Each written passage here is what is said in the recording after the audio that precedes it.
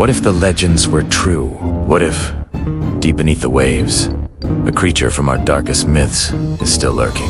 I'm talking about the Kraken. We all know the stories. The giant squid of sailors' nightmares, capable of pulling entire ships down to a watery grave.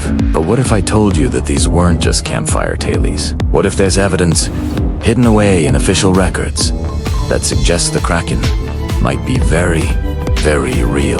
Today, we're not just telling stories. We're diving into naval logs, maritime records, and historical accounts to uncover documented sightings of this colossal beast. Forget what you think you know about mythology. We're on a quest to find the truth behind the legend. The story of the Kraken begins in the icy waters of the north, whispered among Norse sailors and fishermen. They spoke of a creature so vast it could be mistaken for an island, with arms long enough to encircle the largest longship. These tales were passed down through generations, becoming a cornerstone of Scandinavian folklore. The first written account comes from the 13th century Icelandic saga, Gruvardr, which describes a terrifying sea monster called the Hafguf. This wasn't just a monster, it was a force of nature.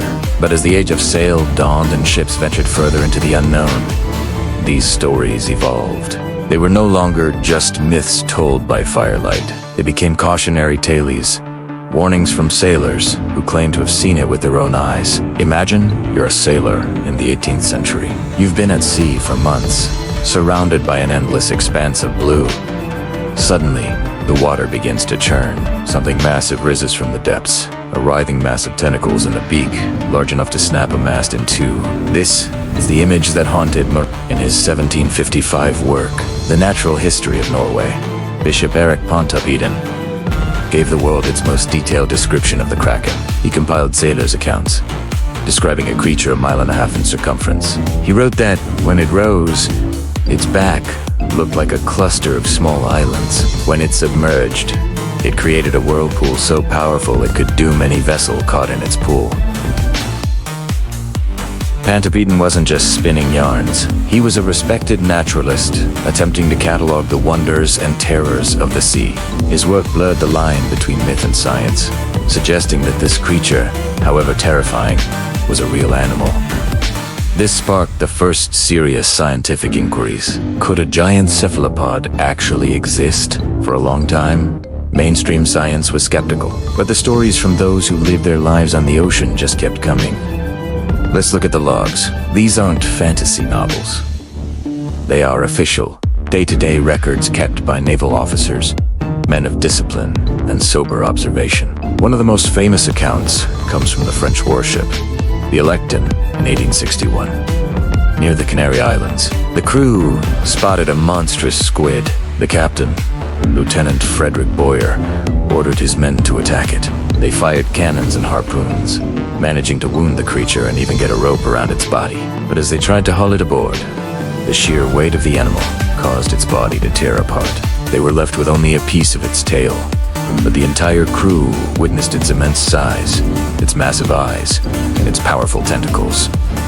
This was no myth. It was a physical encounter, documented in the ship's log and reported back to the French Academy of Sciences. The event was so significant, it even inspired a scene in Jules Verne's classic novel, 20,000 Leagues Under the Seas. But the Electon's encounter wasn't an isolated incident. Let's travel back to the 1780s. A report cited in Donny de Montfort's work on mollusks tells of the ship Pearl sailing in the Angola Current.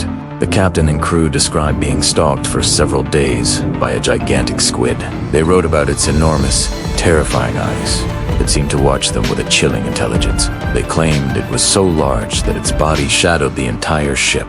They managed to escape, but the account, filled with details of its color-changing skin and the sheer power it displayed, reads like a report on a living animal, not a phantom. Then there's the case of the Norwegian brig, the Thea, in the late 19th century. According to maritime archives, the Thea was found adrift, its crew missing, but the ship itself told a terrifying story. The hull was punctured in several places, and bizarre, sucker-like marks were found scarred into the wood. More chillingly, a long, thick piece of what appeared to be a tentacle was found tangled in the ship's rigging. Investigators at the time were baffled, but the evidence pointed to an attack by a massive, unknown marine creature. When you lay these accounts side by side, a pattern emerges. The descriptions are strikingly consistent: colossal size, powerful tentacles, large, intelligent eyes, and the ability to attack and damage ships. These aren't the ramblings of lone, crazed sailors. These are repeated observations from different crews, in different oceans, across different centuries, all documented in official records. So, what are we to make of all this? Science eventually did catch up with the legends. In 1857, the Danish zoologist Japetus Steenstrup formally described the Architeuthis duxta, giant squid based on a beak that had washed ashore. Since then, we've found carcasses, and more recently, even captured fleeting footage of these elusive animals in their deep-sea habitat. We now know that giant squids are real.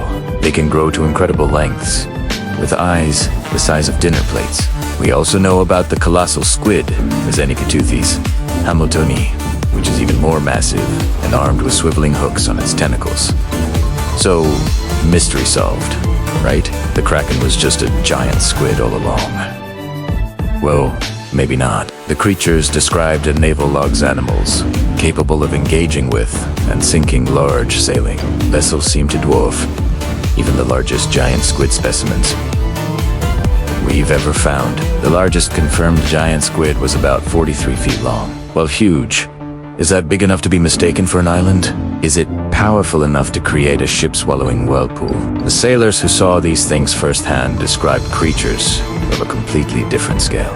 They described a true monster. This raises a tantalizing question. Could there be something else down there?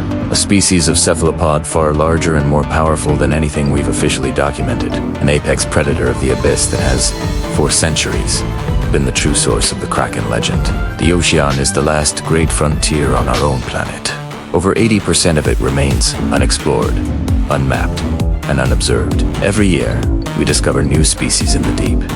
Creatures more bizarre and wonderful than we could have ever imagined. We've learned that life thrives in the most extreme environments, from volcanic vents to the crushing pressure of the deepest trenches. So, is it really so far-fetched to believe that a creature fitting the description of the legendary Kraken could exist, hidden from our view in the vast, dark expanse of the deep ocean?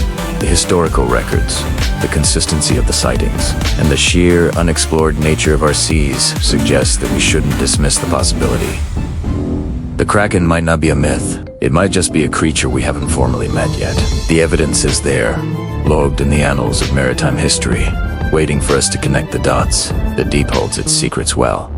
And perhaps, the greatest of them all is still lurking, waiting to be read. Thank you so much for joining me on this deep dive into one of history's greatest maritime mysteries. What do you think? Is the Kraken just a giant squid? Or is there something bigger out there? Let me know your thoughts in the comments below. And if you enjoyed this exploration, don't forget to like this video and subscribe to the channel for more journeys into the unknown. We'll see you on the next adventure.